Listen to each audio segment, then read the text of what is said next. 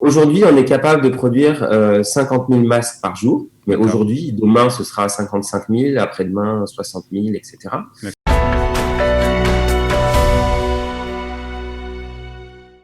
Et nous allons rester en France, puisque nous allons maintenant accueillir notre prochain invité. Il s'agit d'Emmanuel Nizar. Emmanuel, bonjour. Oui, bonjour, enchanté. Merci de Merci, me recevoir. merci Emmanuel d'être avec nous ce matin. Pour parler, alors je ne sais pas comment on peut dire ça, c'est une initiative, vous avez décidé un beau matin de créer une usine de masques. Alors Oui, racontez-nous ça. pardon.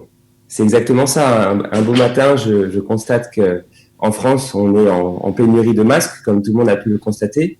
Et de par notre expertise du cabinet de conseil en stratégie que je dirige, nous savons comment lancer un nouveau produit, puisque c'est notre cœur de métier. Et Alors constatant qu'une peut-être, des masques, peut-être, peut-être présentez-vous, racontez-nous un peu ce que vous faites lorsque vous ne créez pas d'usine de masques. alors nous, on a un cabinet de conseil en stratégie. C'est un métier qui consiste à régler les problèmes des dirigeants de grandes sociétés. Un D'accord. problème qu'un dirigeant ne sait pas résoudre, un lancement d'un nouveau produit, se développer à l'international, régler un problème organisationnel. On intervient avec une équipe de gens qui sont experts dans ces domaines et qui sont capables de rendre ce service aux dirigeants. D'accord. Donc, alors, je voudrais m'arrêter quand même quelques minutes sur le fait justement de cette pénurie de masques. Comment vous expliquez qu'en France, un pays si grand que la France, on se retrouve comme ça dans cette situation de crise du coronavirus où les masques sont là, une des choses les plus importantes pour se protéger, on se retrouve dans une situation de pénurie? Alors, c'est très simple. Quand on creuse la filière du masque, on se rend compte qu'à toutes les étapes de la chaîne de valeur, il manque un élément. C'est-à-dire que demain, s'il y a encore une crise, avant de pouvoir avoir des masques produits en France, donc disponibles tout de suite, il y a 5 ou 6 étapes nécessaires à reconstruire dans la filière industrielle française. La première chose, c'est produire des masques en France. En France, il y a quelques acteurs historiques qui produisaient des masques, mais ce qu'ils produisent représente un pourcentage infime du besoin de la population française. D'accord. C'est une première étape. Donc, s'il y a un besoin fort d'un coup de toute la planète, tout le monde se retourne vers la Chine, qui a des capacités de production énormes. Mais comme tout le monde se retourne vers la Chine en même temps, déjà, ça coince. Ça, c'est la première étape. Donc, à partir de là, vous vous dites, bah, on va acheter des machines pour les faire en France. Quand vous contactez un fournisseur français de machines de masques, il y en a très peu, et les délais qui vous sont annoncés sont de 10 mois sur des montants qui sont prohibitifs pour un entrepreneur. Et donc, il est impossible de se mettre à créer des masques avec une machine française. Donc, vous faites quoi? Vous achetez une machine chinoise. Oui, encore une fois, donc on se tourne vers la Chine. Voilà, les machines chinoises, une fois qu'on les a, on se dit, bon, on va produire un masque. On va acheter des bobines de matière filtrante. Et là, en France, il n'y a pas, très peu en tout cas, peut-être la production française de ces bobines de matière filtrante représente peut-être 2 à 5% du besoin de la population française. Donc, on est obligé de les acheter. Vous allez répondre à ma place. En Chine. En Chine. Et la matière filtrante, quand on réfléchit, on se dit, bon, bah, on va la faire en France. Donc, on essaye d'acheter une machine qui fabrique la matière filtrante. La machine, elle n'existe En Chine aussi. en Chine. Et une fois qu'on a acheté la machine de matière filtrante et qu'on veut mettre les matières premières qui sont des granulés de plastique, des granulés un peu spéciaux, et qu'on veut lancer une production de matière filtrante avec la machine qu'on a achetée en Chine, ces granules n'existent Aussi en Chine. qu'en Chine. Voilà, vous avez compris pourquoi c'est infiniment difficile de produire des masques en France. Alors, vous avez quand même, vous étiez conscient, puisque vous avez fait visiblement une étude très poussée justement de marché concernant donc la production et la fabrication de masques. Alors, vous avez vu toutes ces difficultés et vous vous êtes dit, on baisse pas les bras et on y va. Et ça a été vraiment un combat. On s'est mis en mode commando grâce à l'équipe fantastique de conseil que nous avons. On a détaché une équipe, une personne notamment qui est franco-chinoise, une autre personne qui est spécialisée dans la dimension marketing, une autre qui est spécialisée dans les sujets industriels.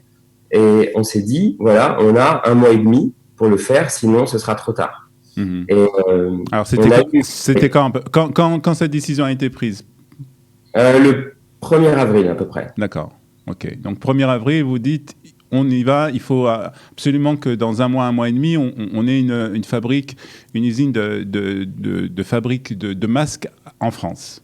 Exactement, c'est exactement ça. Alors, comment on fait? Vous nous avez parlé des obstacles, hein, des difficultés rencontrées pour fabriquer des masques en France. Comment on fait pour éviter ces obstacles? Parce que ces obstacles existent toujours. Il y a qu'une seule, il y a plusieurs façons de faire. C'est déjà, il faut avoir une grosse trésorerie, évidemment. Bon, on avait la chance d'avoir déjà une activité en cours qui nous permettait d'autofinancer sans prendre de prêt ni d'aide d'État, et donc d'aller très vite, parce que dès que vous avez des aides de l'État, ils vous demandent des dossiers, ça prend du temps, bien sûr. Donc il fallait être capable de dégainer rapidement. Ça, c'est le premier point. Le deuxième point, c'est qu'il fallait des compétences prêtes tout de suite et disponibles, et ça, c'est grâce à l'équipe que l'on avait. Et troisième point, il fallait trouver des fournisseurs de matières premières et des fournisseurs de machines qui soient en mesure de livrer rapidement. D'accord. Et donc ça a été ça a été le point le plus difficile. Donc en termes de fournisseurs de machines, on a fait un audit en règle auprès de différents fournisseurs chinois avec qui on a eu. Alors tout à l'heure, je critiquais, ou en tout cas je me moquais du fait qu'en France on n'avait pas les moyens et qu'en Chine ils avaient beaucoup de capacités. On a eu un partenariat incroyable avec les Chinois. Les Chinois, en fait, ont une philosophie très différente de la nôtre, c'est-à-dire qu'ils vont moins se concentrer sur la fiabilité de leurs machines ou de leurs produits, mais plus se concentrer sur la rapidité d'exécution, le niveau de service, la disponibilité, le fait d'être toujours présent, et ainsi permettre aux entrepreneurs d'aller très vite. Donc, grâce à cette efficacité des Chinois, on a pu approvisionner une machine rapidement. De Chine. Oui, on a été obligé de le faire. Bien mais sûr. Dès qu'elle est arrivée, on a mis en place deux choses. C'est que toutes les pièces un peu sensibles, heureusement, grâce à notre savoir-faire technique au sein de notre équipe, on les a changées pour des pièces françaises ou européennes. Un exemple, un masque, tout le monde le connaît, c'est avec des petits trous carrés et puis les oreilles qui sont scellées. Je ne sais pas si vous voyez. Oui, bien sûr. On en a aussi. Voilà, c'est ça. Ces petits trous là que vous voyez et puis le scellage des oreilles, des attaches oreilles sont faits avec une technologie d'ultrasons. Cette technologie d'ultrasons, c'est une technologie que les Chinois intègrent dans leur machine, mais qui est très peu fiable. C'est pour ça qu'il y a beaucoup de masques que vous achetez dans le commerce, dans lesquels les attaches oreilles se détachent quand vous les tirez. Nous, dès que les machines sont arrivées, on a remplacé ça par des ultrasons suisses et toute la visserie en acier qui se cassait, parce que l'acier Chine est connu pour être défaillant, on l'a remplacé par des matières françaises. Donc notre machine, chaque jour, elle devient un peu bionique, c'est-à-dire qu'elle devient hybride entre une machine chinoise et des équipements français ou européens. Et tout ça, vous arrivez à le faire pendant la période du coronavirus où l'économie est ralentie, les entreprises... Non. En fait, le troisième secret, c'est qu'en fait, on n'a pratiquement pas dormi pendant 2 mois. C'est-à-dire que la Chine se réveille à 2h30 du matin. Et moi, j'étais debout tous les jours à 2h30 du matin après m'être couché à minuit, de manière à pouvoir accélérer la mise en œuvre de ces éléments-là. Donc, on a été 2 fois plus vite en coronavirus. Et en même temps, c'était une opportunité parce que nos équipes étaient plus disponibles pour pouvoir le faire. Alors, tout s'est mis en place. On a parlé donc du 1er avril, c'est ça, où vous avez commencé à faire des études, à avoir l'idée, etc. Oui. Quand la fabrication commence? Alors, comment ça commence? C'est un enfer sur Terre. C'est-à-dire qu'une fabrication, dans tous les métiers industriels, ça commence par des réglages fins, de manière à être capable de produire en quantité rapidement, avec pas beaucoup de déchets. Et donc la production commence avec la mise à disposition de bobines de matières premières qu'on a réussi à approvisionner en France, pour lequel on s'est battu d'arrache-pied pour les avoir avec une entreprise dans le Nord. On reçoit les bobines, on les met dans la machine et puis on commence à tester. Et là, la grande frayeur, c'est que quand on n'a pas l'habitude des métiers industriels, donc je souhaite bon courage à tous les gens qui achètent des machines et autres, c'est que il faut un très très longtemps et une très grande expertise pour pouvoir régler les machines de manière à ce qu'il soit possible de produire. Vous arrivez à trouver la main-d'œuvre aussi dans cette période? Alors, ce qui est magnifique et ce qui fait de la peine, c'est qu'en France, il y a des gens qui habitent Saint-Denis, dans d'autres quartiers dans lesquels il y a vraiment des taux de chômage qui sont très élevés. Et en une semaine, on est capable de mettre en place une équipe de 30 personnes avec des gens formidables. Et on se dit que le fait que la France ne soit pas capable d'absorber toutes ces compétences, parce que Ce sont des compétences qui ne sont pas forcément qualifiées, mais sur une chaîne de production comme celle-là, ou comme il en a existé en France beaucoup, ce sont des personnes parfaitement qualifiées parce qu'elles sont motivées, elles comprennent vite, etc. Et aujourd'hui, on peut très facilement recruter ce genre de profil parce qu'il n'y a plus d'industrie, il n'y a plus ces métiers moins qualifiés, et on se retrouve avec une équipe de gens motivés qui sont là à tout moment, la nuit, le jour, le week-end pour travailler. Et ça a été une chance. Mais la tristesse, c'est de savoir que finalement, en France, on n'arrive pas à bien intégrer tout ce genre de profil. Donc là, vous avez, c'est peut-être une parenthèse, mais vous arrivez à faire aussi d'une pierre deux coups, à intégrer aussi des personnes qui ont des compétences, et puis à faire une entreprise qui a beaucoup d'importance dans cette période du coronavirus.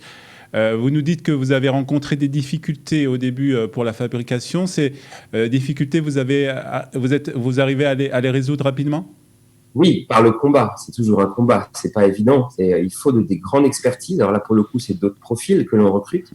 On a un directeur technique qui, pendant 30 ans, a réglé des machines industrielles de fabrication et qui, de par la désindustrialisation de la France, quelqu'un d'une expertise absolue et d'un génie de calcul et de réglage incroyable, quelqu'un qui se trouve sur le carreau. Et ça, c'est une autre tristesse. C'est-à-dire que à l'opposé, des gens extrêmement bons, travailleurs, serviables et intelligents se retrouvent aussi en difficulté. Mais comment vous faites pour trouver ces profils Pareil, c'est un combat. C'est-à-dire qu'au travers de notre équipe, on a détaché une personne qui n'est dédiée qu'au recrutement des équipes pour notre entreprise Le Masque Français. Des chercheurs de tête, en fait. Comment ? Des chercheurs de tête, en fait. Voilà, mais en interne, c'est-à-dire qu'on a détaché quelqu'un qui d'habitude est sur un projet pour le mettre à chercher et cibler des compétences. Alors quand je fais le beau panorama, après il y a des gens avec lesquels ça ne marche pas et donc on ne continue pas, mais au final on arrive à avoir les bonnes personnes. Mais tout ça c'est très rapide. À partir de quand le premier masque sort des machines ? Ah, il est sorti le 8 mai pour la Libération. Donc un mois et une semaine après que tout a commencé, donc on peut même peut-être inscrire ça dans les annales du livre des records pratiquement. Peut-être, mais après, quand je vous dis le 8 mai, c'est le premier masque, et comme je vous dis, le premier jour, on en a produit 50, alors qu'on est censé en produire 100 000. La vraie capacité de production, c'est à peu près, je veux dire, non, plutôt il y a une dizaine ou une quinzaine de jours où on a vraiment été en capacité de bien produire. Où vous en êtes aujourd'hui ? Aujourd'hui, on est capable de produire 50 000 masques par jour. Mais aujourd'hui, demain, ce sera 55 000, après-demain, 60 000, etc. D'accord. On a livré quand même pas loin de 1,5 million quand même de masques. Ah oui, déjà. Parce qu'en fait, on a travaillé en 3-8 et donc on a réussi à livrer 1,5 million de masques à des villes. En fait, on a toutes les villes du 92 et du 94 qui, par différentes filières, ont entendu parler de nous et qui ont réservé toute notre capacité jusqu'à hier ou avant-hier. D'accord. Et à partir de maintenant, on a d'autres clients plus classiques. Parce que nous, notre objectif, c'est d'avoir une sorte de pérennité. Donc, c'est pour ça que notre masque est médical, de grade médical, c'est-à-dire qu'il peut convenir aux hôpitaux, aux dentistes, aux médecins, aux infirmières. Et donc, parce que si on a des masques qui ne conviennent qu'à la population, quand la crise, et on espère que la crise sera bientôt terminée, il ne restera plus que les médecins. Et donc, nous, on vise le monde médical. Et est-ce que vous arrivez à faire concurrence au prix des Chinois ? Alors, la question, c'est plutôt dans l'autre sens qu'il faut la voir. Si on n'arrive pas à faire concurrence aux masques chinois, ça veut dire que politiquement, stratégiquement pour la France, petit à petit, la filière va se désagréger. Parce que même si on s'appelle le masque français, même si nos produits sont français, quand on voit 90% des clients, à la fin du mois, ils regardent combien ils ont sur leur compte, ils veulent pas dépenser plus pour un produit qui peut être potentiellement équivalent. Donc notre objectif, c'est d'avoir un prix qui est similaire à celui des Chinois. Sinon, ça veut dire que notre idée ou notre visée stratégique pour la France ne sera pas tenable dans la durée. Et si politiquement la France ne comprend pas ça, on va continuer à mettre notre pays en difficulté. Ce qui veut dire ? Ce qui veut dire qu'on est obligé d'avoir les mêmes prix que les Chinois. D'accord. Et vous y arrivez, vous perdez, je suppose. Non, on y arrive, mais il faut y arriver autrement. C'est-à-dire, les Chinois, il y a du transport aérien. Quand on veut aller vite, ça coûte très cher. Nous, on n'a pas de transport. Les Chinois, déjà, ils peuvent pas avoir les normes européennes que l'on a. Enfin, certaines entreprises chinoises l'ont, mais ils ont été requis par le gouvernement. D'accord. Donc finalement, on dit on doit s'aligner sur les Chinois, mais les masques chinois, c'est pas les mêmes exactement. Pas les mêmes en fait. Donc on s'aligne sur les Chinois, mais sur la meilleure qualité des Chinois. Et comment on va s'aligner? Par progressivement une amélioration du process industriel avec de l'automatisation qui nous permettra d'avoir moins d'effectifs, parce que ces machines-là, elles sont parfois tellement peu fiables que quand on l'achète, on nous dit il faut 2 personnes pour l'opérer, alors que moi, mes machines, sur chacune d'entre elles, il faut 10 personnes. Parce que j'ai besoin d'avoir une personne qui vérifie chaque coin de la machine. Et donc, on va mettre en place des capteurs laser et autres pour pouvoir éviter d'avoir autant de personnes qui contrôlent la machine et donc concurrencer les Chinois. Alors Emmanuel Nizard, on va terminer cette interview. J'ai envie de vous poser la question où sont les autorités françaises, où est le gouvernement français dans toute cette histoire? Alors, il soit à plusieurs niveaux. D'abord, quand on est fabricant de masques français, il faut se déclarer à l'ANSM, qui est l'Agence nationale de sécurité du médicament. Donc, nous sommes déclarés à l'ANSM, mais l'ANSM est débordée. Donc, après, les échanges que l'on a eus ont été assez faibles. Par contre, on a été encadré par la DGE, donc la Direction Générale des Entreprises qui est rattachée à Bercy, et par la SGDSN qui est rattachée au cabinet du Premier ministre, parce que toutes ces entités-là ont comme objectif de rendre la France indépendante en fabrication de masques d'ici la fin décembre. Donc c'était un échange qui allait dans les deux sens. Eux se renseignaient sur notre état, sur les difficultés qu'on rencontrait, nous proposer de l'aide non pas financière, parce qu'on a 0 aide. Je veux dire, il n'y a pas 1 euro aujourd'hui d'aide de la France, même s'il y en a qui vont peut-être se débloquer après. Mais par contre, une aide en termes d'information, en termes de est-ce que vous avez pu vous fournir telle bobine, est-ce que vous avez pu réparer vos sondes, etc. Et nous aussi, on leur fournissait l'information sur ce qu'on découvrait au fur et à mesure. Tout ça pour que une filière industrielle française de masse se mette en route. Très bien. On vous a pas demandé le nom de l'entreprise, de l'usine, Emmanuel? Alors, en fait, l'usine s'appelle Le Masque Français. D'accord.